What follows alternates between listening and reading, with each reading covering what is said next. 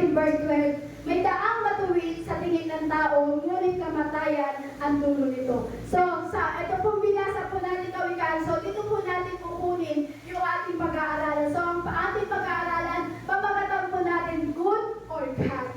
Sabi mo sa katabi mo, good or bad? At alam niyo po minsan, sa panahon po natin ngayon, o bilang isang Kristiyano, hindi na tayo kailangan mamili. Kumbaga, minsan sa pagpili natin, minsan hindi focus. Kumbaga, bilang Kristiyano, kailangan hindi na tayo namimili sa right and wrong. Yan. Kailangan hindi na po tayo namimili sa right and wrong po. So, kailangan po yan bilang Kristiyano, hindi ka na kailangan mamimili yan sa right pa o sa wrong yan. Kasi bilang Kristiyano, kasi may mga bagay po tayo na pinipili na minsan obvious naman, hindi mo naman kasi kailangan na parang mamili sa tama o mali. Kasi alam natin kung ano yung tama. Tama po? Alam natin kung ano yung mali. So, obvious naman kung pipili ka ng tama o mali. So, alam niyo po, siguro ang maling pumatay. Tama po? Sino po dito yung pumatay? Ay, akala ko meron magtataas na kamay. So, alam po natin mali na pumatay. Tama po? Tama po. So, siguro naman, dahil alam mong mali, hindi ka siguro pamatay. Maliban na lang sa ipis at daga. O maliban na lang ang may ibang pinapatay yung palamok. Alam mo, may mga ibang pinapatay niya maliban sa ipis, daga at lamok. Baka may mapahukay yung ibang pinapatay.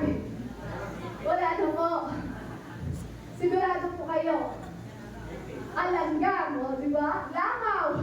Yan. Ang dami natin pinapatay. Pero, ang ibig ko po sabihin, alam naman natin ang tama at mali. So, alam natin yung pagpatay is mali po talaga yun. Kasi sabi naman po talaga sa Bible, ipinagbabawal po yan ang pumatay. Amen po? Kasi yung may kasalanan. So, dahil sa ipinagbabawal po ang pagpatay, hindi mo na siguro gagawin yun. Sino po dito yung alam niyo ng kasalanan yung pagpatay pero gagawin pa rin niya? Akala ko may gagawa eh. So siguro gagawin mo, patayin yung lamok, tsaka yung ibig sa bahay mo, tsaka yung taga. So alam niyo po, dito po sa amin, doon po sa tahanan namin, may mga killer na taga po doon eh. Yan. Si Brother Sebastian, the assistant, sila yung lagi na huli yung taga para pumatay. Yan. So syempre po, alam po natin ang mali at ang tama. Tama po? Yes! Sabihin mo, kapatid? Kapatid! Hindi na kailangan sa isang Kristiyano ang mamili sa tama at mali. Kasi alam na po natin yung tama. Amen? Alam na po natin yung mali. So alam niyo po, mali po ang sinasabi ko na nagbabawal ng pumatay. So halimbawa, ang mali naman po siguro, obvious naman po, na mali po talaga yung bagay na ito. Yun tayo na, kumbaga, may boyfriend ka na. May boyfriend ka na pero nanliligaw ka pa sa iba. So di ba mali po yun? Amen? Mali po yun. So alam natin na mali at alam natin na hindi tama yun. O halimbawa, may asawa ka na pero nanliligaw ka pa rin sa iba. Mali po ba yan o tama? Mali! Mali po diba? So ibig sabihin, obvious na mali po yung bagay na yun. So bilang ikaw ay may asawa, dapat di ka nanliligaw sa iba. Bilang ikaw na may boyfriend ka o may girlfriend ka, hindi ka na dapat nanliligaw sa iba. Tama po? Amen? So alam natin yung mali. So alam niyo po ba, kumbaga, example po, kumbaga parang may nakita kang 500 dyan sa harapan mo. So, di ba, anong gagawin mo kagad? Siyempre, kukunin mo agad dyan. Uy, 500? May nakakalumba nga. Di ba? Kukunin mo yun. So, siyempre, kukunin mo ba yun? Alam mo ba, kukunin niyo po yun? Kukunin, depende na lang siguro kung wala nakatingin. Kukunin. Kasi alam niyo po ba yung, alam mong hindi naman sa'yo, pero kukunin mo agad. Pero siguro, kukunin mo yun kung alam mo wala namang nakatingin at wala namang kumaangkit. Tama? So, ibig sabihin, alam po natin kung ano yung right and wrong. Amen? So, alam niyo po ba, kumbaga kung maunawaan po natin, ang piliin yung tama at mali. Dapat maunawaan po natin. So, maintindihan po natin na mali, kaya kailangan natin hindi ito gawin. Yung tama na kailangan ito yung dapat natin gawin. So, alam niyo po kadalasan, sa pagpili po natin ng tama at mali, dito po tayo minsan nahuhulog. Kaya sabi nga po, good or bad. Yes. Pakisabi po ulit, good or bad. So, ang ating pag-uusapan po natin sa also, yung tungkol sa good or bad. Yung pagpili mo ba ng mabuti o yung pagpili mo ba galing sa Panginoon. Sabihin mo sa katabi mo, ano ang pinipili mo? Yung mabuti ba o yung galing sa Panginoon?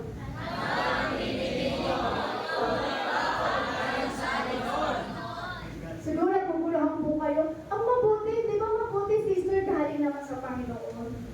Opo, galing po yun. Pero alam niyo po, meron po kasi sa tingin ng tao, akala niya mabuti. Pero ang dulo po nito ay kamatayan. Katulad sinabi po natin sa Kawikaan, sa binasa po natin Kawikaan chapter 14 verse 12, sabi po doon, di ba, may daang matuwid sa tingin ng tao, ngunit kamatayan ang dulo nito. So, alam natin, akala natin mabuti, pero hindi naman pala kaloob ng ating Panginoong Jesucristo. Tama po? Amen. So, alam niyo po, gusto mo po talaga na yung tama at mali. So, siguro, alam natin na mali magnakaw, mali mangalunya, mali yung bagay na alam natin na hindi naman talaga na nakalulugod pagdating sa Panginoon. So, alam niyo po, ang gusto po kasi ng ating Panginoong Jesus ay yung kanyang gusto ang dapat natin sundin. Tama po? Kasi hindi naman po kasi sa pagkakataon na, kumbaga, sa magandang sitwasyon, okay na sa'yo. Kumbaga, mabuti na sa'yo. Pero pag pangit na sitwasyon, mali na para sa'yo. So, alam niyo po, minsan, sa tingin natin, yung akala natin magandang sitwasyon, akala mo minsan mabuti. Pero hindi mo alam, sa dulo pala nito ay kamatayan. So, alam niyo po, ito pong si Eva at si Adan, sabi po dito, ang unang naging kasalanan po ni Eva at ni Adan, sabi po sa Genesis chapter 3 verse 6, sabi po dyan, ang punong kahoy ay napakaganda sa paningin ng babae. At sa palagay niya ay masarap ang bunga nito, naisip din niya, nakahanga-hanga ang maging marunong, kaya pumitas siya ng bunga at kumain ito. Binigyan niya ang kanyang asawa at kumain din ito. Kasi kumbaga ito po si Eva, naakit po siya sa magandang puno. Hindi po siya parang naakit sa mali o tama. Kumbaga naakit siya hindi sa mali o tama, kundi nagandahan siya sa puno ng kanyang nakikita po doon sa Garden of Eden. So alam niyo po, ibig sabihin po niyan, ito po si Eva, yung time na nagandahan po siya doon sa bunga, doon sa puno na po na yun. So alam niyo po ba, nandoon din po si Adan. Di ba po?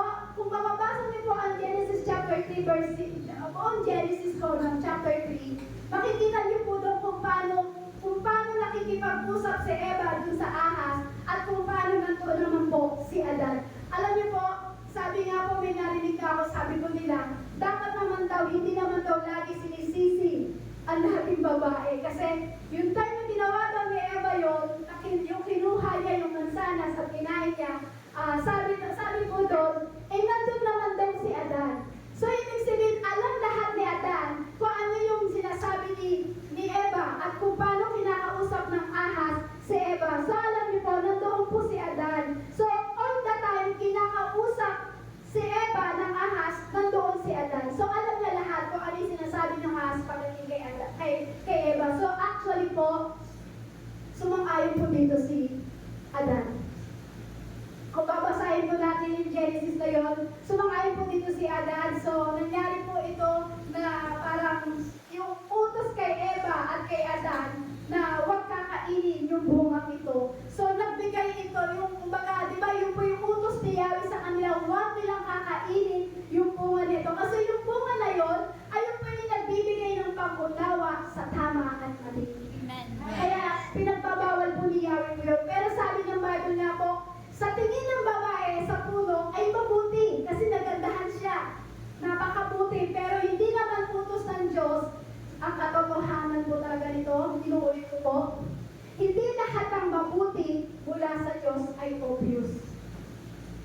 Hindi po lahat ng mabuti, hindi lahat ng mabuti na mula sa Diyos ay obvious.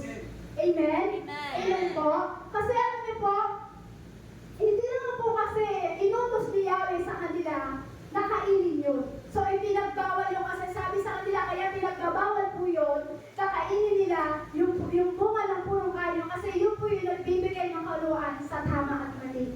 So, alam niyo po ba, alam niyo po, hindi lahat ng mabuti na mula sa Diyos ay obvious. So, sabihin mo sa katabi mo, kakausapin ka ngayon ng ating Panginoong Jesucristo. Kakausapin ka ngayon ng ating Panginoon. At sabihin mo rin sa sarili mo, ako din kakausapin ng Diyos ngayon. Ako din kakausapin ng Diyos ngayon. Bakit po? Kasi hindi lahat ng mabuti mula sa Diyos ay obvious. Amen? Kumbaga, ano po ba yung obvious? Ano ba yung obvious? Kumbaga, yung dapat mong gawin, kumbaga yung obvious na kung ano yung dapat na sinasabi sa'yo, yun yung dapat natin gawin. Tama po? So, ano po ba yung obvious? Obvious naman po talaga na dapat natin gawin kung ano yung sinasabi sa salita ng ating Panginoong Hesus. So, obvious siguro, kaya katulad niyan, di ba, meron pong Lego po dyan. Siyempre, hindi ko ba naman yung sa Lego. Masyado po ba akong madali? Yan, relax lang. Tapos may katabi mo, relax lang. Relax lang. Nadadala lang ako eh. Yan. So, sige, balik po tayo. So, syempre po, hindi po lahat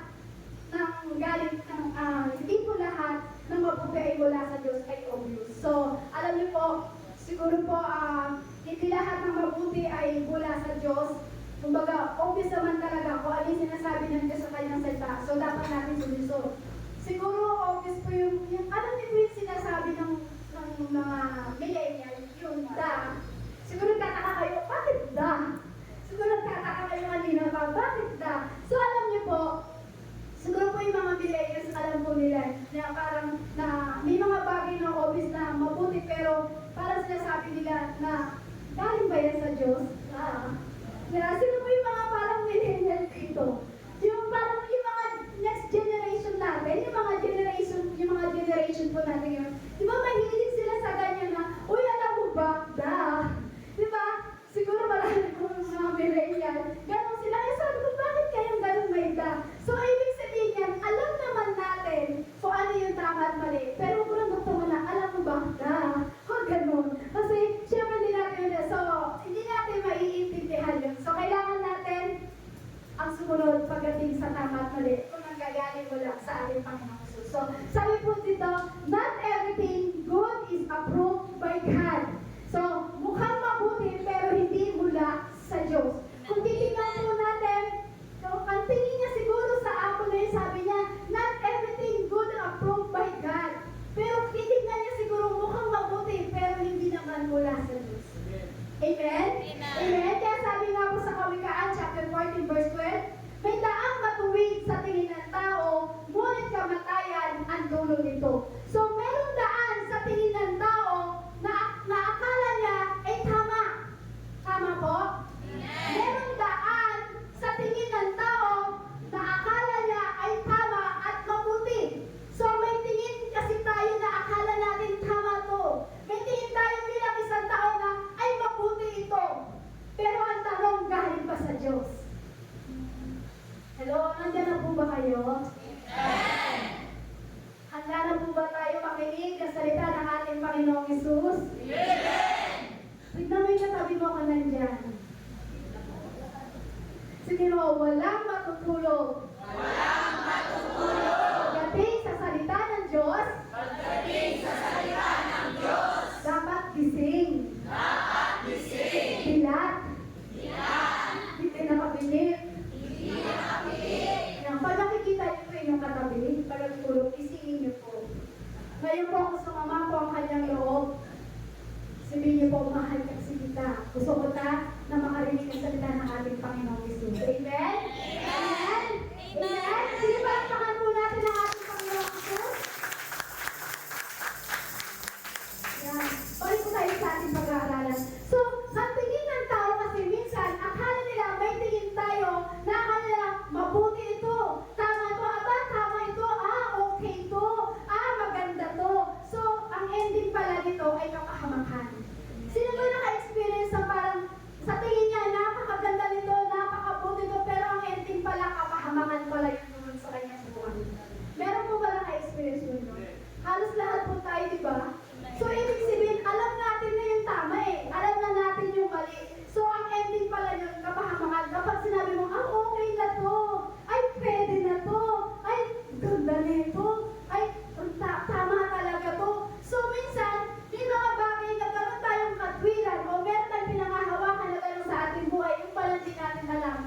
ending pa pala yun ay kapahamakan pagdating sa ating buhay. So alam niyo po, iba-iba ang tingin po natin, tayong mga tao sa mabuti, at iba-iba ang hugot po natin pagdating sa mabuti at mali. So may kanya-kanya po tayong opinion po kung ano po yung mabuti sa'yo, kung ano ba yung tama sa'yo. May iba-iba po tayong opinion po doon. So sabi po dito, what is good? Ano po ba talaga yung tama at mabuti? Sabi niya, what is good? Ano po ba talaga ang tama at mabuti? Sabi siguro dito na ang mabuti ba yung parang yung sinabing based on human standard. Kung makikita niyo po yan, dito po sa unang picture po yan, sabi niya, based on human standard. So kumbaga nakadepende po kasi minsan ang isang tao o yung ibang tao, nakatingin sila sa tao kung mabait yan. Ay maganda yan, nagbibigay yan. Ay, yan tao na yan, mabait yan. Kasi tumutulong yan. So, kumbaga parang based on human standard, nakatingin lang tayo sa ginagawa ng tao. Tama po? Siguro, yung iba naman, nakabase naman minsan sa feelings. Nakikita niyo po yung feelings na yan, based on feelings and opinion. Kumbaga, depende sa opinion para maging good ito yung nakakaramdam. Ibig sabihin, depende sa opinion mo kung parang maramdaman mo, good ba siya? O bad ba siya? Nakita niyo isang smile, isang angry ba yan? O umiiyak. So, kumbaga, nakadepende tayo. Tama ba to? Mali ba to? Depende sa ating nararamdaman. So, hindi po kasi na, kumbaga parang yung feeling mo, nararamdaman mo kasi mahal ko siya. Yung ganong feeling, pero ang ending pala kapahamakan pagdating sa'yo. So, alam niyo po, hindi po kasi pwede na tayo ay bumase sa hininga. Amen? Kasi alam natin kung ano yung tama at mali. So, alam mo kung ano yung dapat gawin, alam mo kung ano yung dapat gawin. So, siguro po yung iba nakabase sa benefits. Yan, benefits po. Sige po dito, marami nakukuha benefits sa kanyang pensyon, sa kanyang buhay. Ay, wala po kayong mga pensyon. Mga milyonarya po kayo siguro. Yan. So, ibig sabihin po, yung iba naman po, nakadepende sa benepisyo. Kumbaga, mabuti naman sa akin to kasi ito yung nagbibigay sa akin ng pagkain. Ito yung nagbibigay yung benefits na ito, nakukuha ko sa SS, yung pension. Ito yung nagbibigay sa akin ng pambili ng gamot. So, ang tingin mo, mabuti. Amen? Ang tingin natin ay mabuti. Siguro naman, pag ikaw nagtatrabaho, so, ay, maraming benepisyo, maraming 13 month pay, maraming. So, kaya lang po, sa tingin ng tao, akala po natin, napakabuti. Pero hindi natin alam, minsan pala yung ending nito, kapahamakan po pagdating sa ating buhay. So, tuloy po natin ulit. Sabi po diyan, hindi tayo dapat nakabase sa mga nakukuha po natin benefits o isa nararamdaman mo o dun sa mga bagay na tumutulong sa mga tao na bibigay sa iyo. Hindi natin masasabi na yun yung tama, yun yung good or God. Kasi hindi mo alam kung tama ba ito, hindi mo alam kung good to o galing pa sa Diyos to. So sabi po dyan, evil will mask itself as good to deceive even the elect. So sabi po sa Isaiah chapter 5 verse 20, kawawa kayo na mabaligtad ang isip, ang mabuting gawa ay minamasama at minamabuti naman iyong masama. Ulitin ko po, napakaganda po ng talatang ito. Isaiah chapter 5 verse 20, kawawa kayo mga baligtad ang isip, ang mabuting gawa ay minamasama at minamabuti naman iyong masama. Ang kaliwanagay ginagawang kadiliman at ang kadiliman ay itinuturing na kaliwanagan. Sa lasang mapait ang sabing matamis. Sa lasang matamis ang sabing mapait. So, kahabag-habag po, kapag sinabi natin ang tama ay mali. Kahabag-habag po kapag sinabi natin ang mali ay tama. Tama po? Amen po? So, hindi ko lang kahabag-habag po yan kasi alam niyo po, ang kaaway po kasi,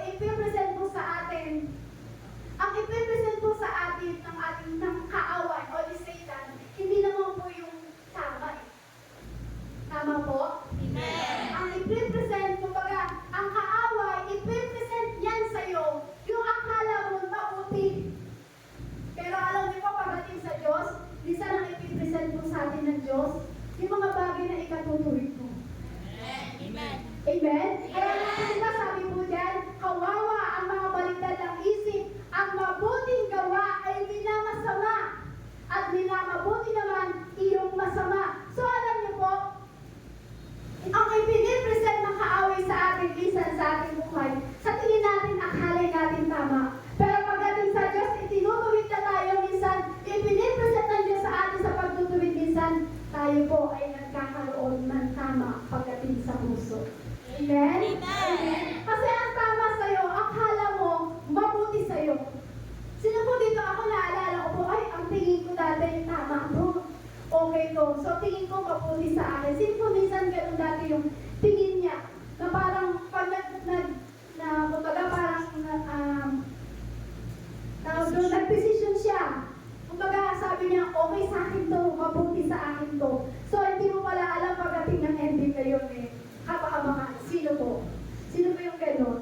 So, alam niyo kung bakit? Kasi, kung ano yung nagpapatama sa atin, huwag nagpapatama, itinatama tayo ng Diyos, doon tayo nagkakaroon ng maling pananaw. Pero yung bagay na ipinipresent na kaaway sa'yo, na akala mo sa tingin mo mabuti, pero mawawala ka sa Diyos, pero mawawala ka naman sa gawain ng Diyos, pero parang ang mangyayari sa'yo, parang nawawala ka pagdating sa Panginoon. So akala natin mabuti. Mabuti po ba na hindi umatin ng Sunday? Hindi po, diba?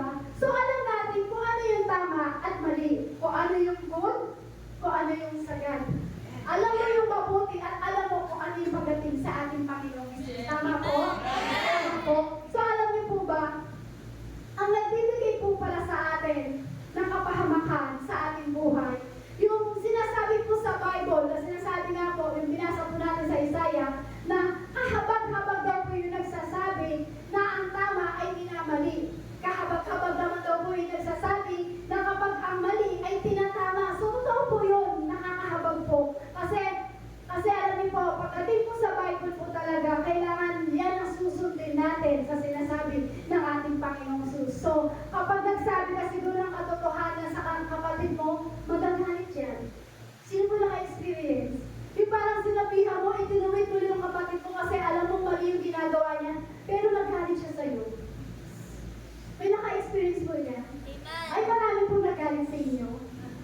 Yeah. So, di ba? Experience mo natin yun. Kung baga sinasabihan mo ng kapatid mo dahil mali yung kanyang ginagawa. So, ang nangyari, nagalit sa'yo. Kapag naman nagsabi ka ng katotohanan, ang sinasabi naman sa'yo, may hinder ka sa puso, kaya ganyan ka eh. Di ba? Yung parang, kumbaga parang, sinabi mo lang naman yung katotohanan eh. Katotohanan, kasi ang katotohanan ay nasa Bible. Tama po? Kaya lang po, ang nangyayari, pag sinabihan mo siya ng tama, sisibihin sa'yo, ay sinabihan mo siya ng katotohanan, ang sasabihin sa'yo, may hinder ka lang sa puso, kaya ganyan ka.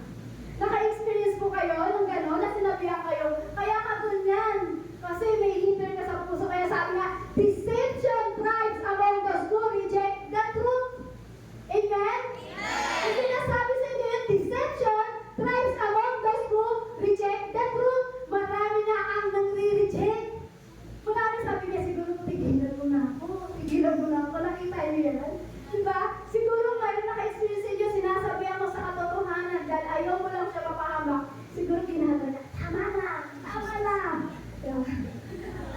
Ay, hindi ka na lang. Susuk yan. Umalis ka na, umalis ka na. Tumigil ka na. Parang gano'n. Ang dami mo na naka-experience. Diba? Kasi, tinutuwid mo lang sila at sinasabi mo lang yung katotohanan, pero yun yung ginagawa niyo. Tigil. Stop. Look. Diba? Pinai-stop ka.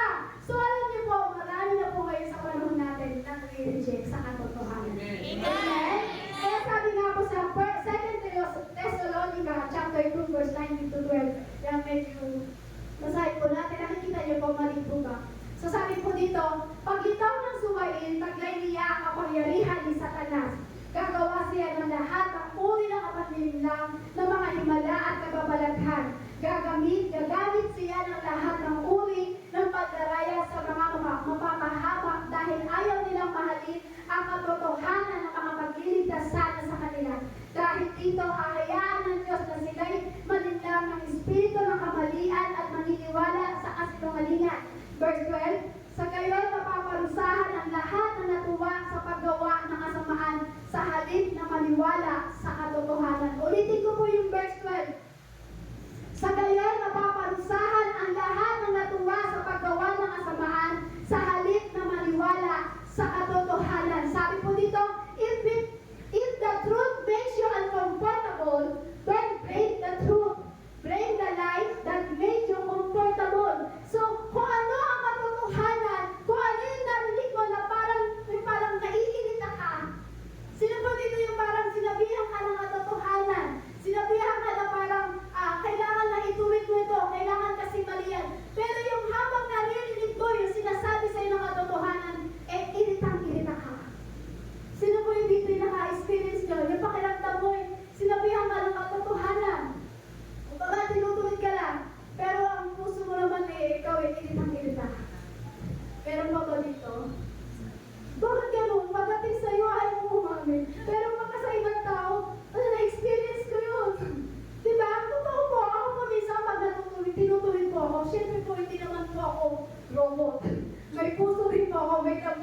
po ako. So, syempre po, dumarating sa time na pag sinasabi po sa akin yung mali ko, kung ano, dumarating sa time na parang naiirita ako, tumigil na lang. Ay, parang, yung sa isip-isip mo lang. So, syempre, di ba, may ganun po. So, kumbaga, huwag mong sisisihin yung katotohanan kapatid. Kapag sinabihan ka, sabi nga po, basahin ko po ulit, if the truth makes you uncomfortable, don't break the truth. Break the lie that made you comfortable. So, alam niyo po, kung narinig ko ang katotohanan, huwag kang maiirit na kapatid. Huwag mong sisisihin yung katotohanan kasi, kumbaga pagka sisisihin natin yun, so, kumbaga parang mali yung paniniwala natin. So, maraming ganyan po ngayon. Maraming pong ganyan na kapag sinasabihan ay naiirita po sila. Kasi sabi po kasi sa Bible, ang gugustuhin lang po pakinggan ng maraming tao yung nakakakilipin at nakakakilipin sa kanilang tenga. Sa panahon po natin ngayon, ang gusto lang pakinggan ng maraming tao yung nakakakilipin sa kanilang tenga. Amen? Amen? So alam niyo po, nakakalungkot ngayon, sa generation po natin ngayon, sa generation ng mga kabataan po ngayon, kumbaga pinabababa po nila ang katotohanan. Marami po ngayon kasi na hindi na tinatanggap yung katotohanan. Marami na po sa panahon po natin ngayon o sa generation ngayon, marami na parang ayaw nilang pinagsasabihan sila o ayaw nilang itinutuwid sila. So alam niyo po, sa generation po natin ngayon, nakakalungkot kasi pinabababa po nila yung katotohanan. Kumbaga, tinanggap nila yung mali. Kasi kapag hindi mo tinanggap yung katotohanan, so ibig sabihin yung tinanggap mo na yung mali. Madami po dyan nabibisit ngayon sa panahon po natin ngayon. Kaya sabi nga po sa Mateo chapter 24, verse 24, sapagkat may lilitaw sa mga huwad ni Kristo at mga huwad na propeta. Magpapakita sila ng mga kamangha-manghang himala at mga kababalaghan upang iligaw yung upang iligaw kung maaari maging ang mga hinirang ng Diyos. So ano po ba sabi po dito? Ang sabi po diyan sa Mateo, sa huling panahon daw po, sa huling araw ay lalabas ang bulaang propeta, bulaang Kristo. Sa panahon po natin ngayon, kung makikita niyo po marami na pong ganyan. Kasi nasabi na sila si Kristo, sila yung propeta, so marami na po. So maraming gagawa po ng kamangha-mangha. Maraming bagay po silang, pag gumawa sila ng kamangha-mangha, marami po silang bagay na gagawin na ito'y makaliligaw doon mismo sa mga taong pinili ng Diyos. Amen? Amen po? Maaari siguro pati yung pinili ng Diyos, kaya nilang iligaw. Kasi gusto nilang iligaw yung pag ikaw ay hindi mo alam ang katotohanan pagdating sa Bible. Kapag dumating ang bulaang propeta at sinabi nila na sila si Kristo, siguro pati tayo mga pinili ng Diyos, kapag hindi natin hawak-hawak ang salita ng ating Panginoong Hesus, tatanggitin talaga tayo ng kaaway. Tama po? Ano po ba yung target ng kaaway sa atin? Ang target po ng kaaway po sa atin, tayo po ay mawala sa katotohanan. Ang target po ng kaaway sa atin, sino po yung kaaway natin? Hindi po yung katabi nyo, ha? Sino po yung kaaway natin? Satan! Sino po si Satan? Kaya kala ko tayo hindi. Ulitin ko po, sino si Satan? Kaaway. So, tinatarget ng kaaway, ikaw mismong nakakilala sa Diyos, ikaw mismong pinili ng Diyos, tinatarget ka niya para ikaw ay malayo sa katotohanan. Amen? Amen? Sa tingin po ba natin, kumbaga, sabi ko nga po, di ba, kapag nagpahinga ka, ay, pahinga muna ako, di mo na kakatin ng Sunday. Sa tingin po, okay yun? Sa tingin ko, kalooban ng Diyos yun? Hindi po, di ba? Pero yun po, minsan, binibigyan natin ng katwiran yung mga bagay na alam naman natin mali. Ulitin ko po, minsan, binibigyan natin ng katwiran na alam naman natin mali. Diba? Alam mo namang mali, pero mga katwiran ka pa. Bibigyan mo pa ng katwiran, alam mo namang mali. So parang, kumbaga parang pinipilit mo yung relasyon na hindi naman tama. Amen? Pinipilit mo na gusto ka ng babae, pero ayaw naman sa'yo. Diba? Parang gano'n, sabi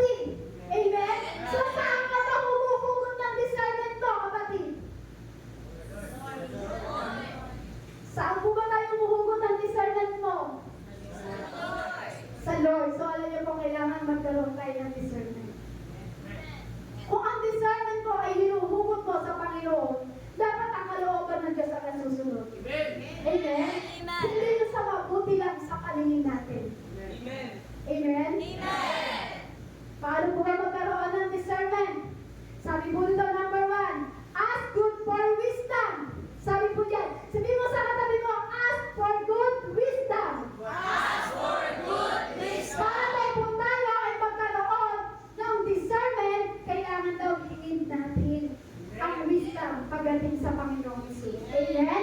Sabi yan, ask good for wisdom. Sabi mo sa Santiago chapter 1 verse 5, ngunit kung sino man sa inyo ay kulang sa karunungan, humingi siya sa Diyos at siya'y bibigyan, sapagkat ang Diyos ay nagbibigay ng sagana at hindi nanunumbat. Kung kayo ay nagkukulang at nais niyo po na ng karunungan o kaalaman, hingin niyo lang po sa Diyos. Yung discernment, ibibigay mo sa inyo ng Lord po yun. So,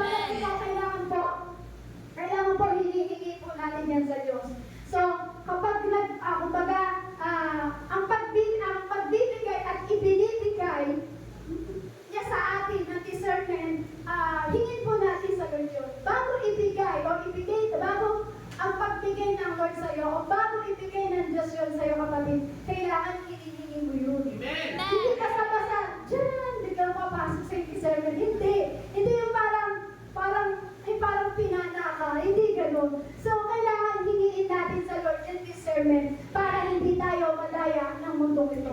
Bakit po mahalaga ang may discernment pagdating sa isang lingkod ng Diyos? Kasi marami na pong mandaraya sa panahon ngayon. So, kailangan natin yung discernment. Kailangan natin magkaroon ng kanuwaan. Kailangan natin magkaroon ng wisdom para hindi tayo madaya ng mundong ito. So, ano po ang kaalaman? Kung nagkukulang man tayo sa kaalaman, hinihingan po natin pagdating sa Diyos. Amen. Hingin mo sa Lord, magpe-present sa iyo ang Panginoong Hesus. Amen.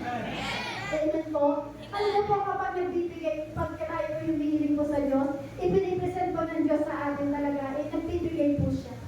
Amen. So, alam niyo po, kapag nanghingi tayo sa Lord, pag nanghingi ka sa Lord, ipipresent sa'yo ng kaaway yung mga obvious. Ay, paano po ba yun? Ang Lord po kasi kapag nanghingi ka, hindi mo makikita ang obvious. Tama po? Pero alam niyo po, ang kaaway, pag nagbigay ng ipipresent sa'yo, ang kaaway, hindi mo makikita ang obvious na mali. Tama po? Tama po? Kasi ang Diyos kasi pag nagbigay sa atin, alam natin tama. Pero alam niyo po ang kaaway, kapag nag-present ang kaaway sa'yo ng mga bagay na parang humingi ka ng wisdom sa Lord, di ba? Pero itong kaaway na to, isasalungat niya yun. Kung baka magbibigay siya na ipipresent niya sa'yo, na alam mo sa paningin mo na tama ito. Kasi bakit? Hindi naman ipapakita ng kaaway na mali yung ibinibigay niya sa'yo eh. Tama po? Meron po bang demonyo na ibibigay niya na, huwag mo gawin to kasi tama yan. Hindi po, di ba? So minsan, sabi ko nga po, sa paningin po kasi natin, akala natin mabuti. Pero pagkatun pala sa bandang huli, ay kapahampan. So ayaw po yung ibibigay ng kaaway na hindi natin makikita mali. So alam niyo po, kailangan humingi tayo ng wisdom pagdating sa ating Panginoon. Amen? So tama ba itong, kumbaga, ang sinasabi ko, tama ba itong gagawin ko? Ito ba yun? Kalooban ba ito ng Lord? Ito bang gagawin ko ayon ba sa kalooban ng Diyos? Kumbaga parang iniisip mo, tama ba itong gagawin ko? So alam niyo ba, ibig sabihin po yun, meron tayong discernment, meron kang nararamdaman na baka mali ito. So ibig sabihin yan, ang napakahalaga po talaga, maghingi tayo ng wisdom pagdating sa ating Panginoon. Amen? Kailangan po yan ng wisdom na nagmumula sa Lord para hindi ka ma-deceive ng kaaway pagdating sa mundo ito. Sa generation po natin ngayon, sobrang dami na lumalabas na mga bulaan. Amen? Sumunod, sabi po yan, number 2, na para tayo po ay magkaroon ng discernment, sabi yan, studying the word of God. So kailangan nag-aaral tayo ng salita ng Diyos. Kung yung una, humihingi ka ng wisdom sa Lord. Pangalawa, kailangan nag-aaral ka ng salita ng Diyos. Sino po nagbabasa ng salita ng Diyos? Taas po ang kamay. Nakikita po kayo ng Lord. Sino po dito araw-araw nagbabasa ng Bible? Praise God. Sino po dito oras-oras? Akala ko may mga kagagawa. Pero araw-araw meron po. Meron po araw-araw nagbabasa. So kailangan po natin mag-aral sa salita ng Diyos. Kumbaga, ang perfect na will ng God, kumbaga, hindi ito kumbaga, studying the word of God, kumbaga, malalang perfect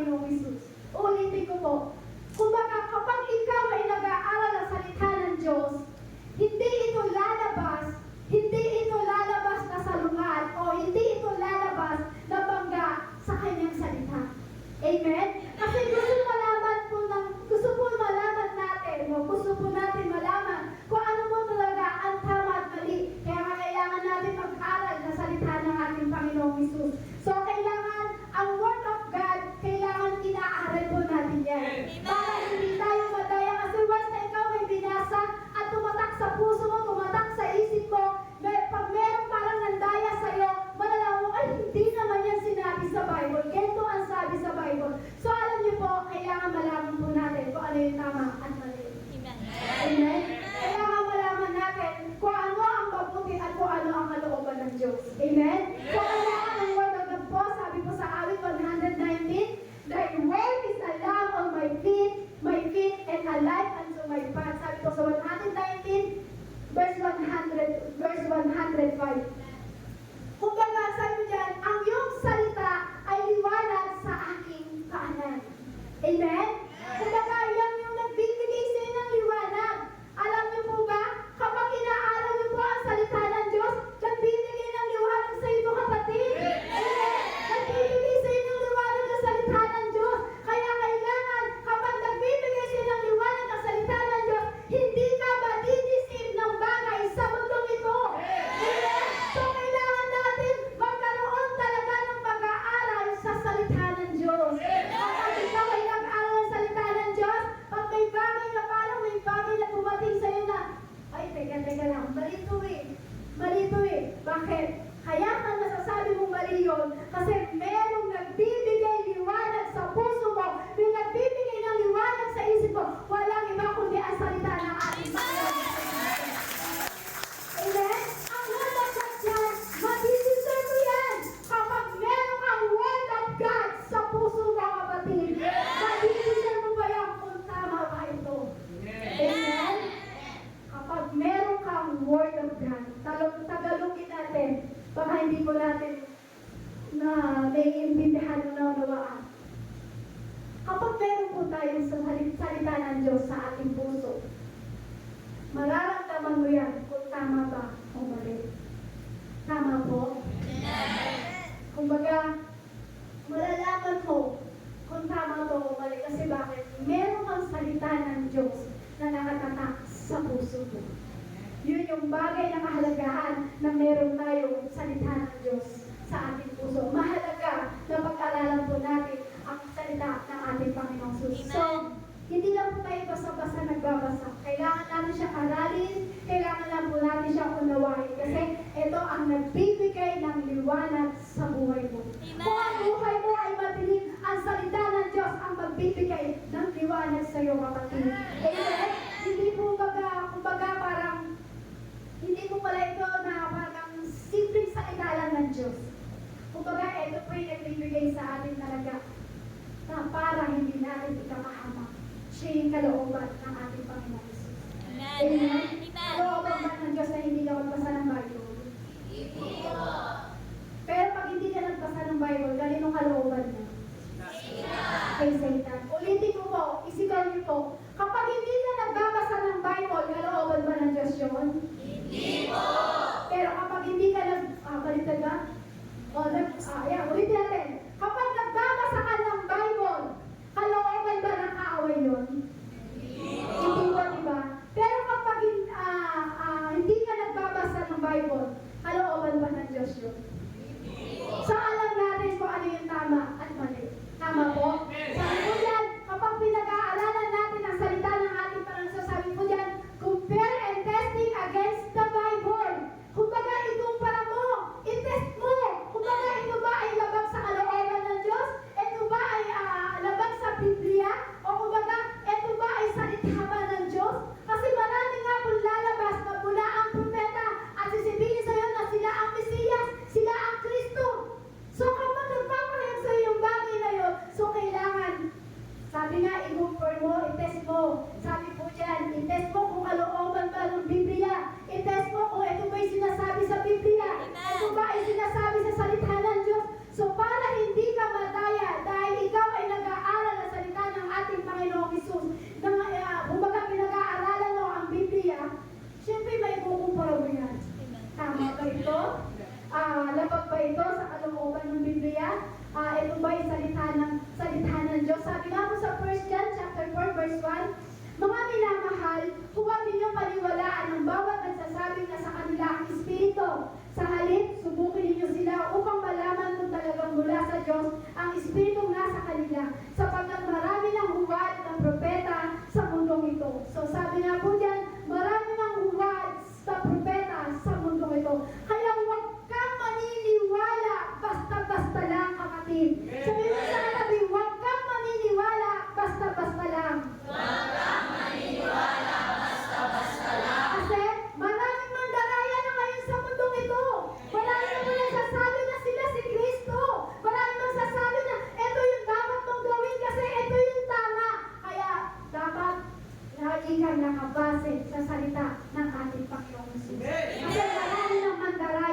mundo ito. Kasi, kumbaga yung discernment natin, kumbaga ito po yung tutugma sa salita ng Diyos. Kasi, kumbaga pag ikaw ay may discernment, ito yung parang, nadi-discern ko parang nararamdaman tutugma ko sa salita ng Diyos. So, kailangan natin talaga magkaroon ng discernment pagdating sa Panginoon. Amen. So, kumbaga po, naalala ko po yung balita na sabi nila September 23, 2025, tama ba yun yung balita? September 23, 2025, darating na daw po si Kristo. Maniwala po ba kayo doon? Yung ganong balita po na darating na daw po si Kristo ng September 23, 2025. Tama po? Balitaan niyo po yun. So yun ang balitaan po yun, maraming naniwala. Maraming na parang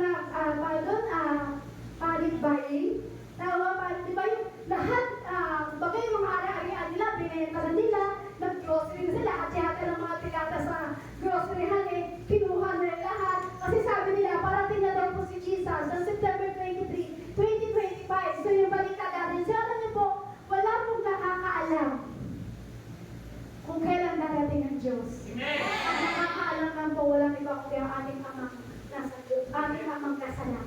So wala po nakakaalam. So huwag po kayong basta-basta maniniwala. So alam niyo po, kapag meron kang salita ng Diyos na nasa puso mo, kapag nabalitaan mo, sabi nila, darating na ang Diyos, mararamdaman mo yun kung malapit na dumating ang Diyos. Amen? So kailangan na natin maghanda.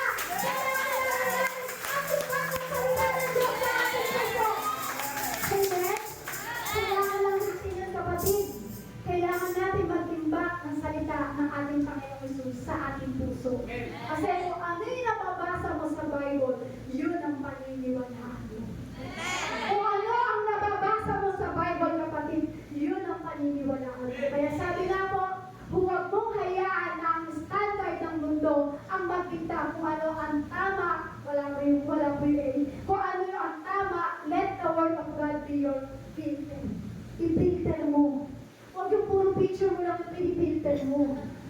Diba? Sanahin mo. Huwag mong hayaan na ang magdikta sa'yo ay mundo. Huwag mong hayaan na huwag mong hayaan na ang standard ng mundo ang magdikta sa'yo, kapatid. Kung ano ang tama. Tama po? So, kailangan let the word of God be your filter. I-filter mo, salahin mo kung ano ba talaga yung sinasabi sa salita ng Diyos. Kaya sabi niya, huwag kang basta-basta maniwala sa sinasabi ng mundo ito. Huwag ang dikta ng mundo ang maglalagay sa puso mo. Kailangan ikaw mismo ang magdidikta. Kumbaga, ang Diyos mismo ang magdidikta pagdating sa puso mo. I-filter mo yun. Kaya yung sinabing gano'n na darating na daw si Jesus September 23 ng last year po. So, basahin mo salita ng Diyos para malaman natin. Pero alam niyo po, hindi ko po, walang nakakaalam kung kailan at anong oras at anong araw darating ang ating Panginoon. So, alam niyo po, i-filter natin lahat. I-filter natin lahat kung ano yung naririnig natin. I-filter mo yan. Kung baga, pag alam mo, parang alanganin ka, basa ka ng Bible. Basa ka ng salita ng ating Panginoong Hesus, makikita mo. O ano ang sinulat mula noon hanggang ngayon. Marami pong nagsulat sa Biblia. Pero alam niyo po, kung katotohanan na po ito, nangyayari naman po talaga. Kaya dapat huwag tayo magkakamali. Kapag may word of God ka, hindi ka magkakamali. Kapag may word of God ka sa puso mo, hindi ka madadaya ng mundo ito. Kaya huwag mong hayaan ang magdikta sa iyo ay ang mundo. Dapat ang magdikta sa puso mo, magdikta sa iyo, walang iba kundi ang salita ng Diyos. Kaya i-filter mo, kapatid. Sabi mo, i-filter mo. I-filter mo. Huwag ka basta-basta maniniwala. Kasi ngayon, ang tao ngayon, magaling sa filter pagdating sa picture. Diba? Ay, ang itin ng mukha ko, lalagyan ko muna ng tawag doon. Anong mga apps po yun? Basta yung nag-filter. Basta yung 360 guys natin, diba? Ay parang, kumbaga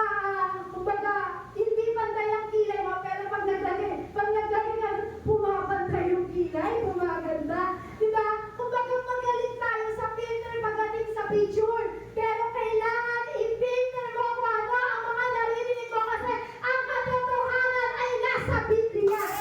Amen? Nasa Biblia ang katotohanan. Magkalala ka sa maniniwala sa sinabi ng mundong ito. Huwag ang dikta ng mundo ang magdilikta sa'yo, kapatid. Amen?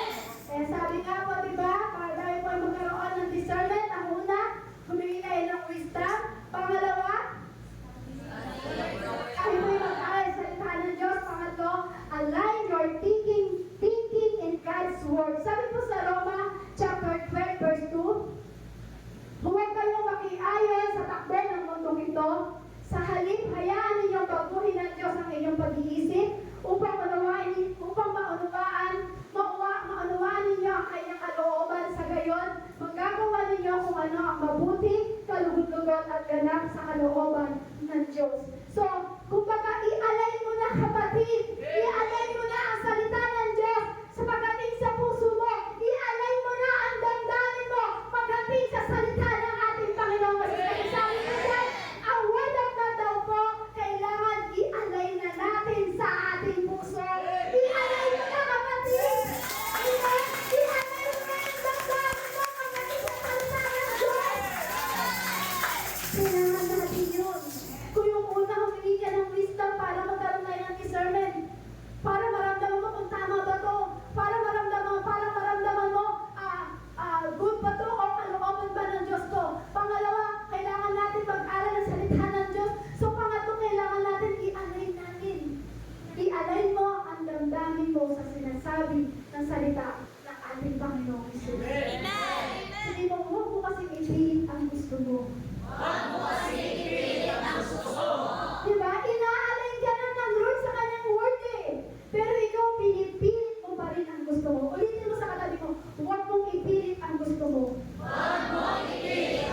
Sabi mo sa katabi mo, huwag kang makulit. Pag alam mong labag sa kalooban ng Diyos, isigaw mo sa kanya, huwag mong ipilit.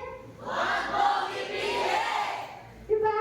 Kailangan kasi huwag mong ipilit, i-align mo na ang puso mo sa salita ng ating Panginoon Jesucristo.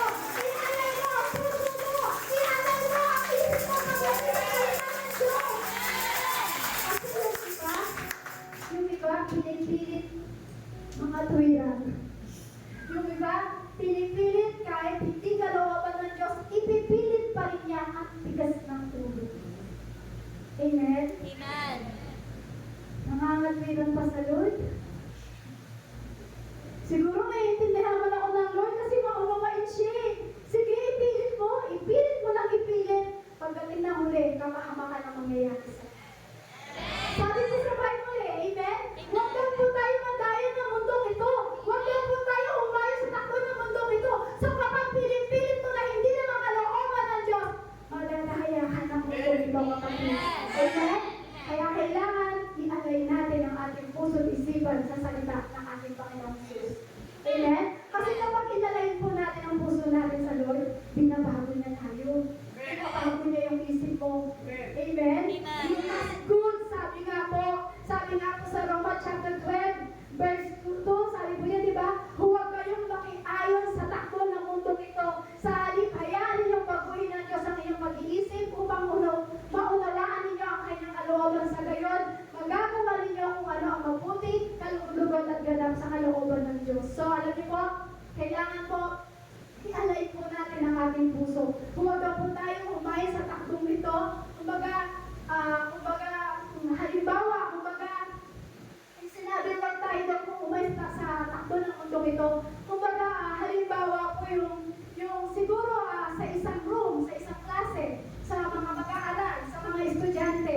Siguro, pag sinabi siguro nila, ay yung mga kaklase ko, lahat sila may boyfriend, lahat sila may girlfriend. Kaya ikaw naman, aayon ka sa takbo ng mundo na yun, makiki-boyfriend ka na rin, makiki-girlfriend ka na rin. So alam niyo po, sa ibang kabataan na hindi marunong makinig sa salita ng Diyos, ikapapahamak po yan. Amen? Kasi ang pinakikinggan lang ng ibang kabataan, yung kanilang damdamin. Amen? Kaya minsan ang kabataan, malayo po napapahamak. Sino po din yung nakakabalita eh? Pabata ng pabata, yung mga nabubulis.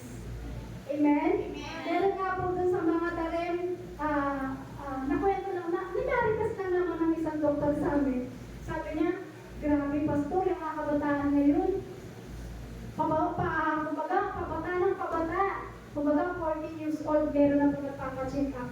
So, kumbaga kasi, ang takbo ng mundong ito sa mga kabataan, kasi akala nila mabuti.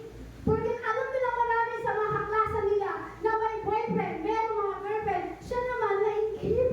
Naki-boyfriend din, naki-girlfriend din. So, alam niyo po, huwag natin pakikinggan ang ating damdamin. Huwag natin gagayahin ang magkaroon ng boyfriend or girlfriend kung hindi ka pa naman nasa tamang edad. Amen?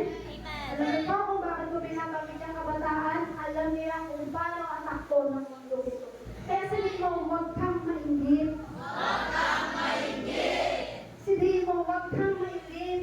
Huwag kang mainggit. Hindi ka na may pangit eh. Sabihin mo, hindi ka na sa kabataan. Pag yung mga nanay yata yung shaky eh. Diba? Sabihin mo sa kabataan, sa katagang kabataan, huwag kang mainggit. Huwag kang mainggit. Hindi ka naman pangit kung walang nangliligaw sa'yo. Hindi ka naman pangit kung walang nangyayari sa'yo. Sabihin mo, hindi ka pala nagbubog. Kumbaga, hindi ka pa kasi talagang dalaga eh. Kumbaga, padalaga ka pa lang. So, hintayin mo yung tamang panahon. Tamang panahon. Tamang oras. Sabi nga na, sa lahat ng panahon. Di ba alam ko ulit yung sunod eh. So, di ba mga kabataan, huwag kang mainggit. Kung alam mo marami na sa aklas mo may boyfriend, huwag kang mainggit. Kasi huwag kang umayon sa takbo ng mundo ito. Huwag mong ipilit ang gusto mo. Ipilit mo sa kabataan yan. Huwag niyong ipilit ang gusto ng iyong damdamin. Pag yan ang pinilit niyo, hindi naman kalooban ng Diyos. Pinapapahamak niya mo yan. Amen. Sabi nila siguro grabe ito si sister. Diretsa ka. Bakit natin hindi kayo diretsahin? Kasi ganun na katipid ang panahon ngayon. Amen?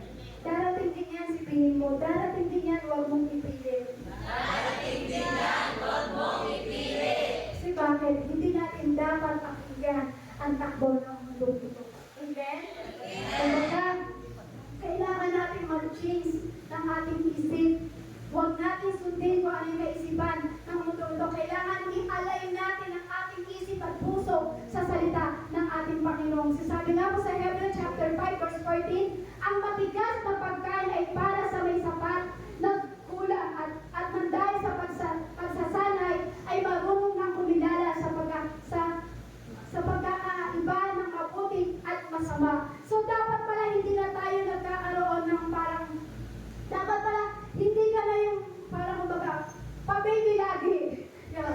So yung dapat, sabi mo diba kailangan matigas na pagkain na parang na dapat sa atin. So kailangan, hindi na tayo pa-baby lagi. Dapat kapag tinutuwid ka ng Diyos, dapat solid food na. Kapag tinutuwid ka ng Diyos, solid food na yan. Hindi na kailangan pa-baby pa. Sabi mo, huwag kang pa-baby. Huwag kang pabebe.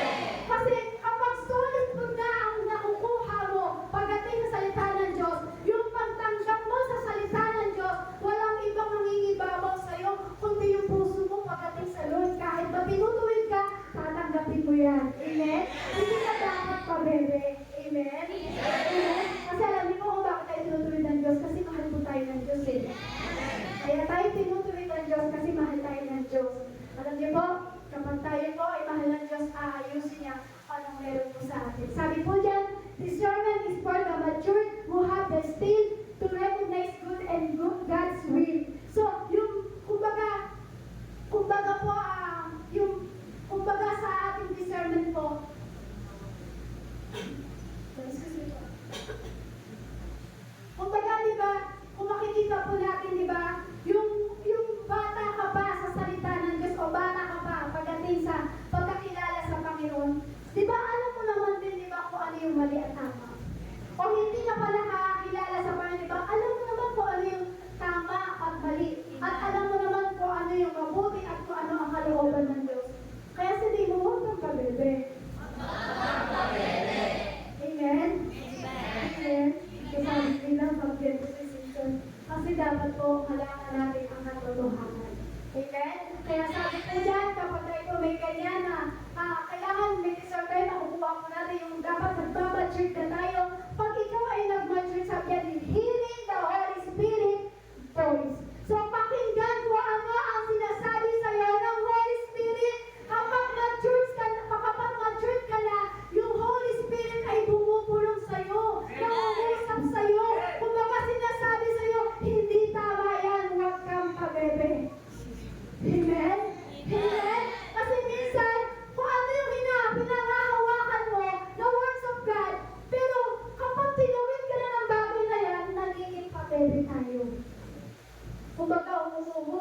words of God sa puso mo. Pero minsan, hindi mo pinakikinggan ang Holy Spirit. Amen? Kaya nga po sabi po sa 1 John chapter 2 verse 27, dito po tayo magtatapos. Gayunpaman, ang Espiritu ay ipinagkaloob ni Kristo sa inyo at habang ang Espiritu ay nananatili sa inyo, hindi ninyo kailanganin turuan pa kayo ng iba. Ang Espiritu ang nagtuturo sa inyo tungkol sa lahat ng bagay. Lahat ng itinuturo niya ay totoo at walang bahid na kasinungalingan at tulad ng itinuturo ng Espiritu, mananatili kayo kay Kristo. Mga kapatid, manatili po tayo sa ating Panginoong Hesus. Kung ano ang itinuturo sa atin ng banal na Espiritu, manatili po tayo doon. So, dapat po, mananatili tayo pagdating sa Lord. Kaya sabi nga po, mga kapatid, we live in a generation kung saan ang mali tinatawag ng tama. At ang tama, tinatawag ng mali. Kung wala tayong discernment, madadala tayo sa agos ng mundo. But God is raising up a people who will not just know what is good, but what is God. So, alam niyo po kapatid, sa generation po natin, ganyan na po ang tawag nila. Ang tama ay minamali, ang mali ay tinatama. Yan na po ang generation ng panahon ngayon. So, kailangan maghingi ka ng wisdom sa Lord. Kailangan mag-aral ka sa salita ng Diyos. Kailangan i-alay mo ang puso't isipan mo sa salita ng Diyos para hindi tayo malaya ng mundo ito. Amen. Sige po,